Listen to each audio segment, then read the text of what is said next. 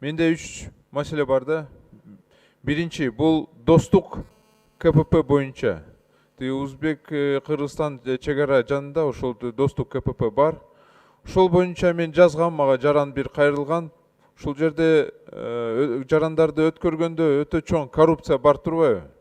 Ортомчу кишилер турат, очередь көп, кишилер 2-3 саат турушат. Ошону мен жазгам, бирок мага кат жоп келген өкмөттөн. Купуя негизинде маалымат берилген, а бирок купуясы сыр маалыматы жок да чындыгында. Ошондуктан кече дагы мага ушундай эле сообщение келди. Аракетти кылабыз, ошону коррупцияны жоёбуз, ушундай кат келген. А бирок чындыгында жылыш жок. Ошону дагы бир жолу карап чыксаңыз, себеби өтө чоң проблема болуп атат. Экинчи маселе, 23 апрелде дүйнөлүк китеп күнү өткөн.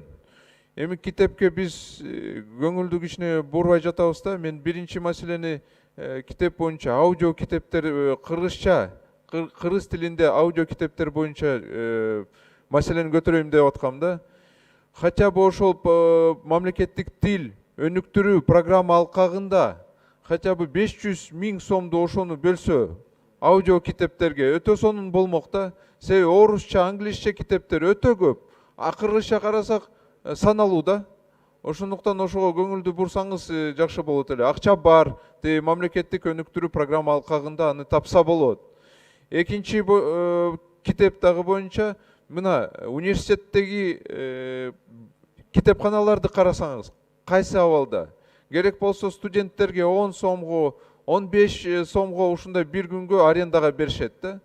Эми алар азыр заманбап технология менен пайдаланып электрондук ушундай китепканаларды ачса жакшы болмок да. Контрактты алганда алышат. Мына мен статистиканы алдым. Университеттер бир жылына 3 миллиард 465 миллион сом алган. Контракт. А китепканаларды өнүктүрүп да. Кантип алар билимди алышат? Китеби эски болсо, арендага берилсе, кери акчасы жок. Ошондуктан сураныч, аларды кичине ревизияны кылып, керек болсо мыйзамдарга давайте биз өзгөртүүлөрдү киргизели. Кандай китепканалар университетте болуш керек? Аларды дагы мындай бүгүнкү мындай деңгээлди көтөрүш керекпиз да. Рахмат.